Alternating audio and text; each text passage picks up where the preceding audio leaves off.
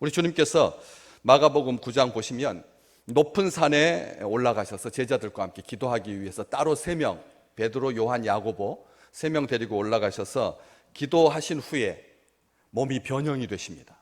오늘 아마 이 시간, 이 날짜하고 맞춰서 우리 주님께서 이 말씀을 우리에게 주셨는데 몸이 변화가 됐죠. 자신의 영광을 드러내십니다. 옷은 광채로 뒤덮이게 됩니다.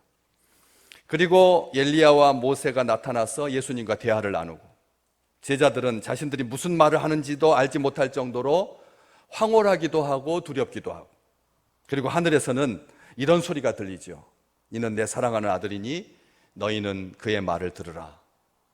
이게 오늘 이 본문 말씀 바로 직전까지의 마가복음 9장 내용입니다. 예수님은 따로 높은 곳에 올라가셔서 기도하기 위해서 산에 높은 곳에 올라가셨습니다. 경치 구경하려고 올라가신 것이 아니라, 쉬려고 올라가신 것이 아니라 기도하려고 높은 산에 올라갔습니다. 다시 말하면 기도는 그렇게 해야 되는 거죠. 일상적인 밥상머리에서 기도할 수도 있지만, 잠자리에서도 기도할 수 있지만, 기도할 때 목적을 가지고, 그리고 기도할 사람들과 함께 12제자를 다 데리고 올라가신 것이 아니라 3명만 따로 뽑아서 따로 그들과 함께 기도하기 위해서. 높은 산, 쉬운 산이 아닌 거죠. 여러분 1600m에서 기도 드린다고 하면 무릎 안 좋은 사람, 건강 안 좋은 사람들은 다 못 올라갈 겁니다. 건강해야 올라갈 수 있고, 그리고 열심히 있어야 올라갈 수 있고, 또 마음이 맞아야 함께 올라갈 수 있고. 산기도라고 하는 것은 그래서 마음이 맞는 사람끼리 올라가는 겁니다. 마음에 맞는 사람이 서로 불편한 것을 해소하기 위해서 올라가는 것이 아니라, 기도해가지고 화목의 영이 임하라고 올라가는 것이 아니라 같이 기도하고 싶은 사람과 함께 올라가는 것이죠. 그렇게 올라가서 기도를 합니다. 그럴 때 우리 주님께서 변형되셔서 얼굴이 해와 같이 빛났고 옷에서는 광채가 났는데 세상에서 빨래하는 자가 그렇게 희게 할 수 없을 만큼 희다. 마가는 이 예수님께서 변형되신 모습을 3절 말씀에, 9장 3절 말씀에 그렇게 기록하고 있는데 빨래 이야기를 합니다. 이 마가가 어머니하고의 얼마나 좋은 관계가 있는지. 마가의 다락방 아시지 않습니까? 마가의 다락방은 어머니가 부자여서 그렇게 이 다락방이 100여 명이 넘게 들어갈 수 있을 만큼 큰 다락방이었고, 그리고 예수님께서 잡히실 때 옷을 입고 있다가 예수님께서 잡히시니까 옷을 벗어버리고 알몸으로 도망갔던 그 친구가 마가거든요.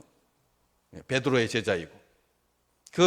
이 마가가 예수님께서 변형되신 것을 어떻게 말로는 못하겠고, 이 세상에서 희다라고 하는 것 중에서 제일 흰 게 뭘까 고민해가지고 한 것이, 세상에서 빨래하는 자가 그렇게 희게 할 수 없을 만큼 매우 희어졌다, 이렇게 표현을 하는 것이죠. 그래서 우리 주님께서 하나님의 본체로서 영광을 밝히 드러내십니다. 모세가 시내산에 올라가서 하나님과 대면하고 내려왔을 때 얼굴에 광채가 났듯이, 스데반이 복음을 전하고 돌에 맞아 죽어가면서 그러면서도 고통으로 일그러지지 아니하고 그 얼굴이 천사의 얼굴과 같았던 것처럼 기도하시기를 주님의 이름으로 축복합니다.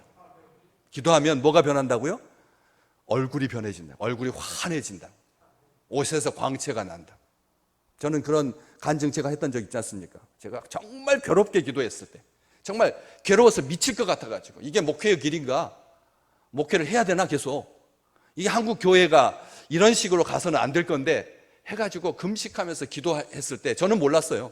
근데 뒤에 권사님 한 분이 저한테 오셔가지고 어느 날, 그것도 즉시 말한 것도 아니고 한참 지난 다음에, 목사님 언제 그 강대상에서 기도하실 때 뒤에서 하얗게 빛나는 그런 모습을 제가 보고 너무나 놀랐다고. 저는 몰랐죠. 저는 몰랐습니다. 나중에 듣고 이제 아는 거죠. 그런 것처럼 기도하면 얼굴도 변화되고 몸에서 광채가 난다는 것이죠. 우리 주님께서 그거 보여주고, 그러니까 너희들은 못한다, 나는 하나님의 아들이니까 빛나고 너희들은 그럴 일이 없다, 이렇게 했으면 모세하고 스데반에게서 그런 일이 없었어야 되죠. 그래서 그렇게 광채가 나고, 그렇게 황홀경에서 베드로는 초막절을 지나고 나서 입에 초막절이 붙었나 봐요. 그래가지고 두려워가지고 자기가 무슨 말을 하는지도 모른다고. 오늘 말씀해 보시면 6절 말씀, 그들이 몹시 두려워함으로 그가 무슨 말을 할지 알지 못하는 이런 상태에서 하나는 주님을 위해서 초막을 짓고, 또 하나는 모세를 위해서 짓고, 또 하나는 엘리야를 위해서 지읍시다. 초막셋 운운하면서 횡설수설 정신없는 소리를 하게 되죠. 그리고 하나님의 음성을 듣고 내려오면서 제자들이 이런 질문을, 주님께서 내려오시기 직전에 무슨 말을 하셨냐면 9절 말씀에 보시면 산에서 내려올 때 예수님께서 경고하셨다. 인자가 죽은 자 가운데서 살아날 때까지는 이거 지금 본 것을 아무에게도 말하지 마라. 정말 말해야 되잖아요. 세 제자는 못 올라온 9명의 제자한테 봐라, 너희들은 예수님한테 합격하지 못해가지고 밑에서 기다리고 있었지, 우리들은 우리 주님의 마음에 들어가지고 수석 제자에서 그 산 꼭대기에 올라가가지고 우리가 하나님의 음성도 듣고 변형되신 우리 주님의 모습도 보고, 그리고 심지어는 엘리야와 모세가 나타나가지고 우리 주님과 이야기하는 것도 봤다. 이거 얼마나 좋습니까?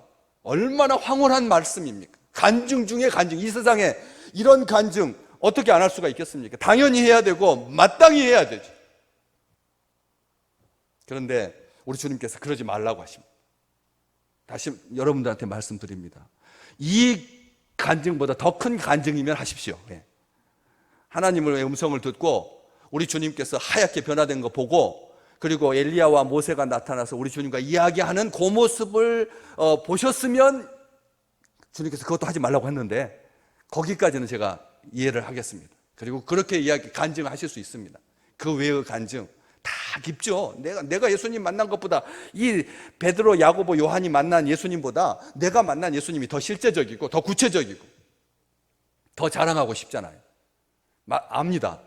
그렇지만 우리 주님께서 아무에게도 이르지 마라 하시면서 그 말씀을 듣고 이 말씀을 제자들 셋이서 마음에 두면서 무슨 질문을 하면 서로 문의했습니다. 죽은 자 가운데서 살아나는 것이 무엇일까? 우리 주님께서 뭐라고 말씀하셨습니까? 인자가 죽은 자 가운데서 살아날 때까지 본 것을 아무에게도 말하지 말라고 하니까, 위에서의 황홀한 것을 말하지 말라는 것은 알겠는데 언제까지 말하지 마라? 그 이후에는 말해도 좋다는 뜻이거든요.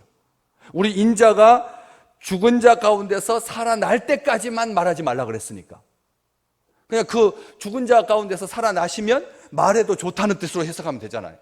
그러니까 요 걸림돌이 하나가 있는 거죠.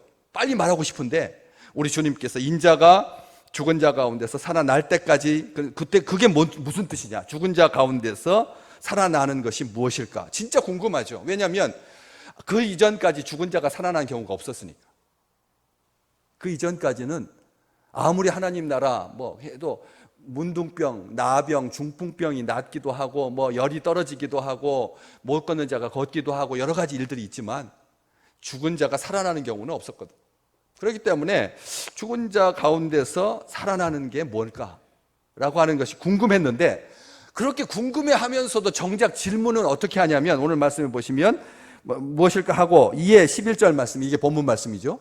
예수께 묻자와 이르되 어찌하여 서기관들이 엘리야가 먼저 와야 하리라 합니까? 이 질문을 하는 거예요. 그러니까 죽은 자 가운데서 다시 살아나는 게 뭡니까? 라고 질문해야 되죠. 질문은 이게 궁금했으니까. 자기들끼리는 그것을 궁금해하고 정작 예수님께 물을 때는 엉뚱한 질문을 하는 거죠. 서기관들이 엘리야가 먼저 와야 하리라 했다는 거죠. 엘리야가 먼저 와야 하리라.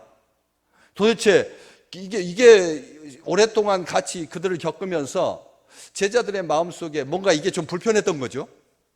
엘리야가 먼저 와야 되리라고 하는 이 말이, 이게 이 예수 운동, 예수의 청년들, 예수의 제자들에게 이게 굉장히 높은 막이 돼가지고, 그리고 막 공격하고, 그리고 예수님 믿는 자기들도 힘들고 예수님도 안 믿고 하니까 막 분해가지고 화가 나서 이 질문을 하게 됐는데, 그런데 이 서기관들이 이 마지막 때가 임하기 전에 엘리야가 먼저 온다라고 하는 말을 그냥 자기들이 지어낸 말이 아니거든요. 이 말은 성경에 기록되어 있습니다. 화면에 보시면 말라기 4장 5절과 6절 말씀에 기록되어 있거든요. 말라기 4장 5절과 6절 말씀에 보라, 여호와의 크고 두려운 날이 이르기 전에 내가 선지자 엘리야를 너희에게 보내리니 그가 아버지의 마음을 자녀에게로 돌이키게 하고 자녀들의 마음을 그들의 아버지에게로 돌이키게 하리라. 이렇게 기록되어 있잖아요. 성경에 기록되어 있으니까 서기관들이 허튼 소리 한 게 아닙니다. 있는 말 한 겁니다. 성경에 기록된 말 한 겁니다. 하나도 틀리지 않습니다. 여기에서 아버지의 마음을 자녀에게, 자녀들의 마음을 아버지에게. 이제 5월달 가정의 달이니까 이게 오늘 그래서 설교가 이 본문이 이걸로 됐겠구나 이렇게 생각할 수도 있겠지만, 이게 단순하게 가정이 화목하게 될 거다라고 하는 그런 예언의 말씀, 더 벗어나는 말, 더 큰 말씀입니다. 무슨 뜻이냐면, 여기에서 아버지는 육신의 아버지를 말하는 게 아니라 하나님을 말하기 때문에. 하나님, 어떻게 알 수가 있습니까? 말라기 1장 6절에 기록되어 있습니다. 말라기 1장 6절 같이 한번 읽어볼까요? 내 이름을 멸시하는 제사장들아, 나 만군의 여호와가 너희에게 이르기를, 아들은 그 아버지를, 종은 그 주인을 공경하나니 내가 아버지일진데 나를 공경함이 어디 있느냐. 아멘. 우리 주님께서 하나님이 제사장들에게, 이 타락한 제사장들에게 화가 나셔가지고, 내 이름을 멸시하는 제사장들아. 여러분, 제사장 앞에 수식어가 하나님을 경외하는 제사장이어야 되잖아요. 하나님을 찬양하는 제사장이어야 되잖아요. 하나님을 신실하게 믿는 제사장이어야 되잖아요. 다 떠날지라도 나를 붙잡는 신실한 나의 종 제사장들아, 이렇게 축복해 주셔야 되잖아요. 그런데 예수님이 오시기 전에 400년 전부터 제사장들이 얼마나 하나님의 이름을 빙자하여서 자기 밥그릇 챙기고, 자기 이득 챙기고, 자기 명예 챙기고, 자기 가문, 내가 이제 제사장 물러나면 내 아들이 또 거기 와서 제일 좋은 예루살렘 성전에서 또 제일 좋은 시간에 오전 11시쯤에부터 12시까지 자정에는 좀 등급이 좀 떨어지는 제사장들이 직무를 수행하고, 내 아들 대제사장 우리 가문에서는 제일 좋은 시간에, 사람 많이 몰리는 시간에, 헌금 많이 하는 시간에 그렇게 봉사할 수 있도록, 그런 일들을 얼마나 서슴지 않았으면 하나님께서 화가 나셔서 제사장들 앞에다가 내 이름을 멸시하는 제사장들아. 말라기서는 그래서 마지막 때에 교회가 읽어야 할 책입니다. 마지막 때에 성도가 읽어야 할 성경책인 거죠. 우리의 신앙이 과연 어떤가? 혹시 가운을 권위 삼아서, 가운 얼마나 멋있습니까? 여러분, 아마 이렇게 양복으로 몇 주 가면, 우리 목사님 가운 입었으면 좋겠네, 또 이제 분명히 그런 사람이 있을 겁니다. 목사님 가운 입고 탁 서셔야 그래도 품도나고, 그래도 하얀 조명에서 그 하얀 옷이 쫙 반사돼가지고, 또 하얀 옷이 또 좀 질릴만 하면 또 까만 옷 탁 입고 나타나셔가지고, 또 까만 옷도 질릴만 하면 예식 위에다 후드 탁 걸치고, 오병이어 탁 해가지고 성찬식 하고, 이런 것처럼 가운이 주는 그 권위 뒤에 숨어있는 우리의 모습을 하나님께서 이렇게 일깨우시는 거죠.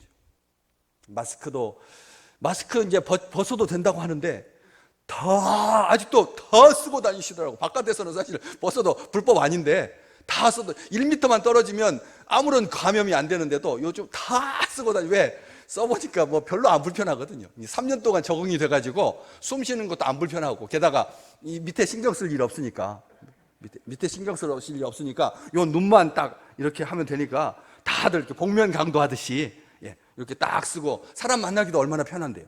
근데 딱 벗어놓으면 부담스러운데 마스크 쓰고 만나면 이제 편해진 거예요, 사람이. 그래서 이제 3살짜리 우리 손주들은, 우리 자녀들은 마스크 쓰는 게 정상이고 안 쓰는 게 비정상인, 태어나서부터 마스크 쓰는 사람만 봤으니까.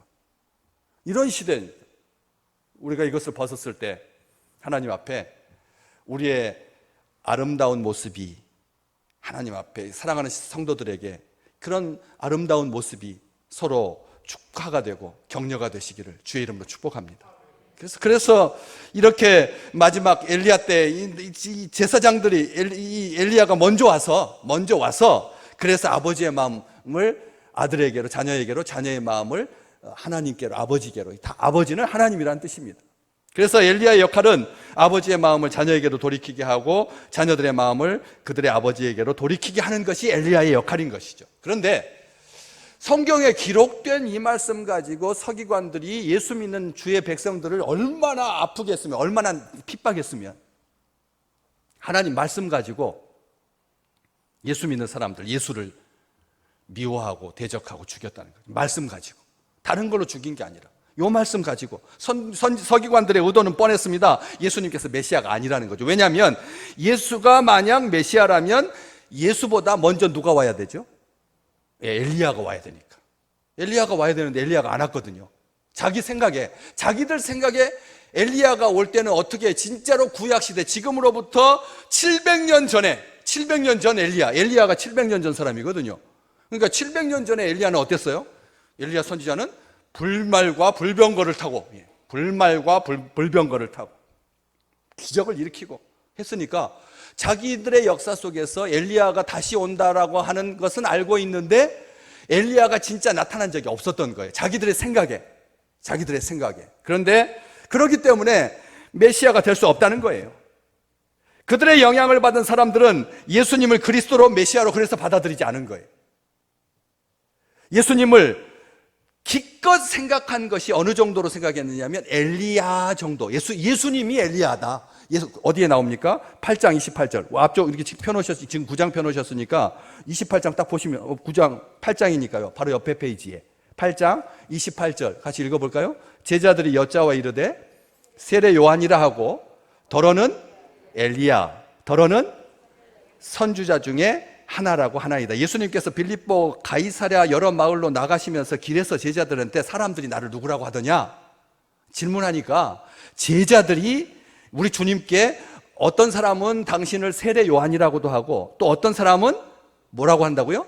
더러는 엘리야라고도 하고 또 더러는 선지자 중에 하나라고 하나입니다. 제일 많은 사람들이 한 60% 정도가 예수님을 뭐라고 생각했냐면 세례 요한이다.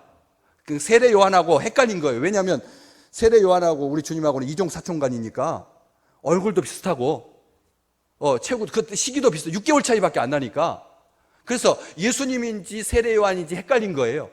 그래가지고 대부분은 다 세례 요한이라고 하고 조금 일부가 예수님을 엘리야라고 하고 조금 일부가 선지자 중에 하나라고 했다.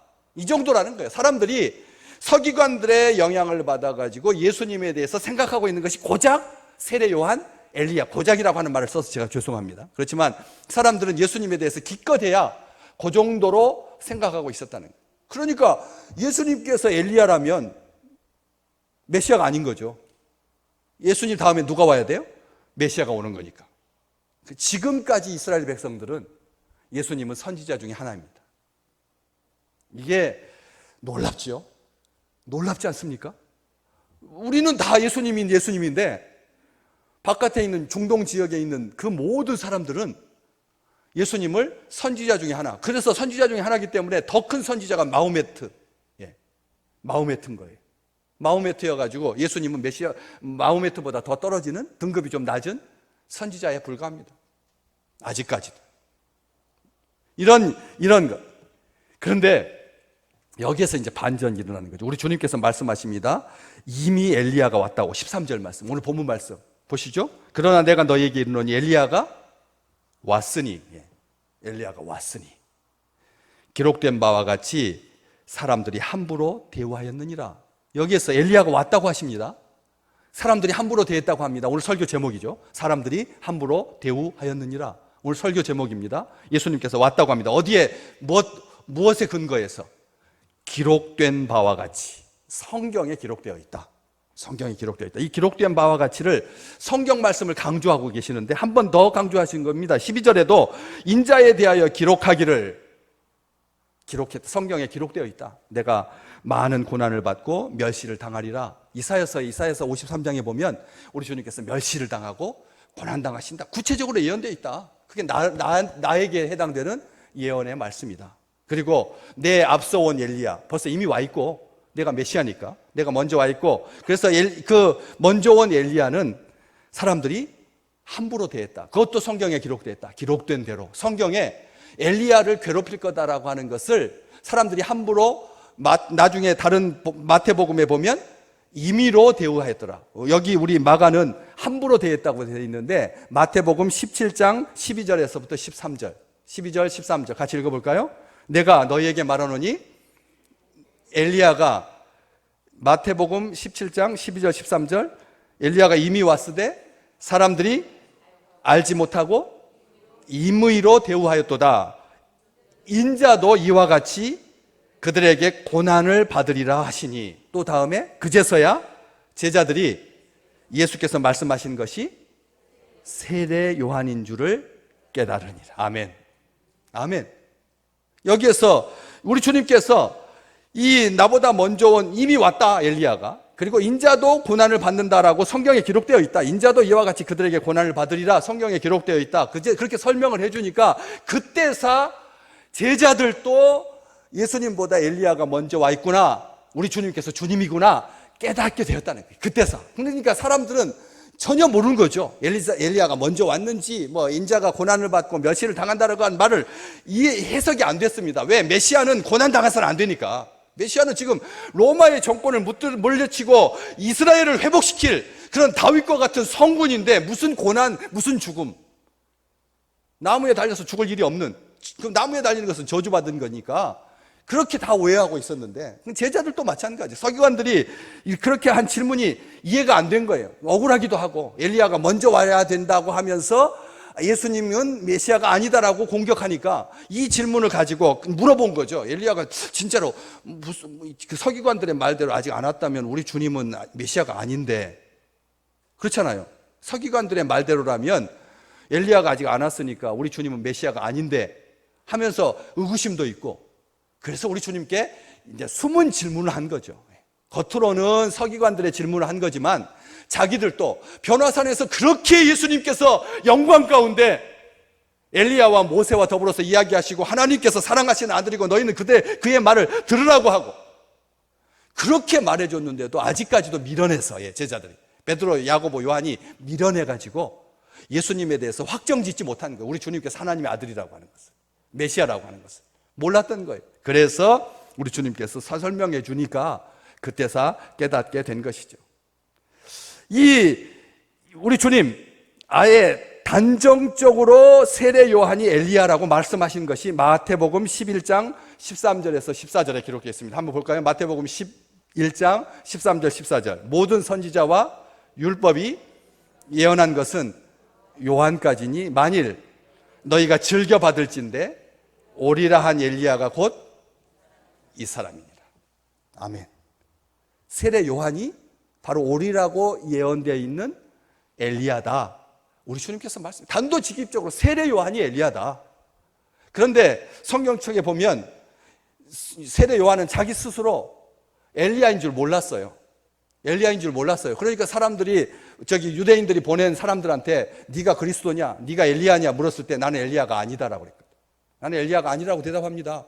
자기 자신도 몰랐어요. 자기 자신도 몰랐어요. 그런데 더 위로 당겨보면 그의 아버지 사가랴에게 천사가 나타나서 네가 아들을 낳을 텐데 아들이 누구의 심령을 가지고? 엘리야의 심령을 가지고 자녀들의 마음을 아버지께, 하나님께 돌이킬 거다. 그렇게 예언해 주거든. 그래서 우리 주님께서 그것을 확인해 주신 겁니다. 엘리야가 세례 요한이라고. 그래서 그 엘리야, 예언된 엘리야, 세례 요한인데 사람들이 어떻게 대했다고요? 함부로 대했다. 마태복음에 보면 임의로 대했다. 그렇게 했을진데 하물며 예수님에게 사람들이 어떻게 대겠습니까? 엘리야도 아직 안 보이고 엘리야인데도 세례 요한을 그런 식으로 참수해서 죽였는데 메시아이신 예수 그리스도에 대해서 얼마나 함부로 했겠습니까? 혐오했습니다. 마가복음 3장 22절 말씀에 보면 예루살렘에서 내려온 서기관들이 예수님 보고 뭐라고 했냐면 바알세불이 짚혔다. 귀신의 왕을 힘입어서 귀신을 쫓아낸다. 예수님에 대해서 뭐라고 말했습니까? 바알세불에게 짚혔다. 이 짚혔다라고 하는 말은 바알세불을 가지고 있다라는 뜻입니다. 원어대로 보면 바알세불을 가지고 있다라고 하는 뜻인데 한국어로 번역하면 바알세불에게 사로잡혔다는 뜻입니다. 우리 주님께서 귀신을 쫓아내시니까 예루살렘에서 내려온 서기관들은 다른 지역에 있는 서기관들과 차원이 다른 서기관들입니다. 최고위급 서기관들 중에서도 정말 정평이 나 있는, 명망 있는 그런 서기관들이 예수님에게 와가지고 바알세불 곧 귀신의 왕 사탄이 짚혔다라고 주장했습니다. 다시 오는 엘리야를 통해서 메시아의 진정성을 확인할 수 있다라고 주장한 그 서기관들, 그것은 결국은 자기들의 기득권을 지키기 위한 변명에 불과했다라고 하는 것을 우리는 알 수 있는 거죠. 자기들의 마음에 들지 않거나 자신들의 권위를 위협당하거나 할 때 언제든지 공격할 수 있는 마지막 카드로 성경 말씀, 말라기 성경 말씀 딱 가지고 메시아가 오기 전에 먼저 엘리야가 온다, 이 카드를 가지고 매 시대마다 메시아라고 강력하게 등장하는 사람이 있으면 때려잡아 죽이려고 그런 서슬퍼런 칼날로 하나님의 말씀을 이용했다는 거죠. 절대 그러지 마십시오.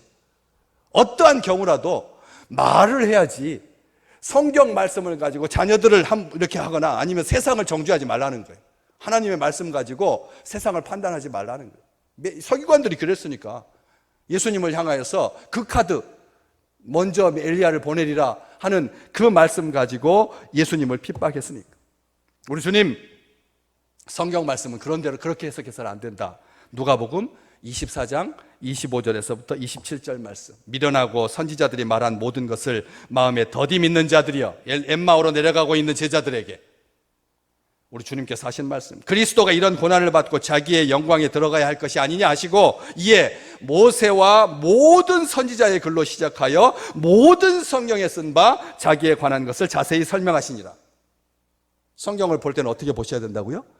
부분만 봐서는 안 된다는 거예요. 모든 부분을 다 같이 봐야지요.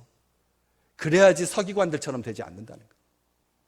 서기관들이 인용한 말은 분명히 성경에 기록된 말이지만 부분만 보고 전체를 보지 못하면 그것은 차라리 전체를 안 본만 못하게 되는 거예요.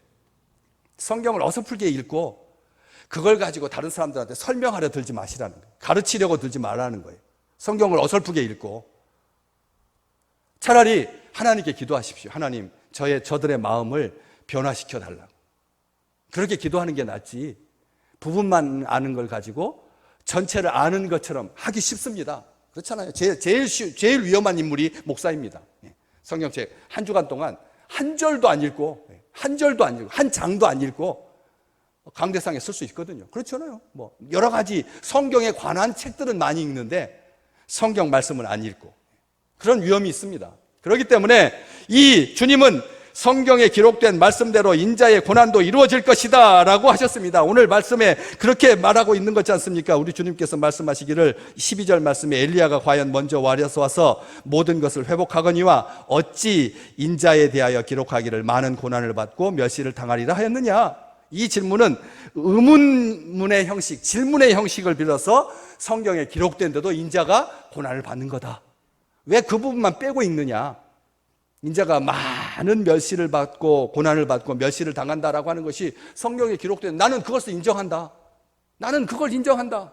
나도 그거 부분 빼고 읽기를 얼마나 소원했는지 모른다. 겟세마네 동산에서 아버지 그 말씀 좀 빼주십시오. 예. 그리고 이 고난의 잔을 저에게서 좀 지나가게 해주십시오. 그렇게 우리 주님께서 기도했잖아요. 우리 주님도 이 길을 가고 싶지 않았어요. 영광스러운 길만 가고 싶었죠.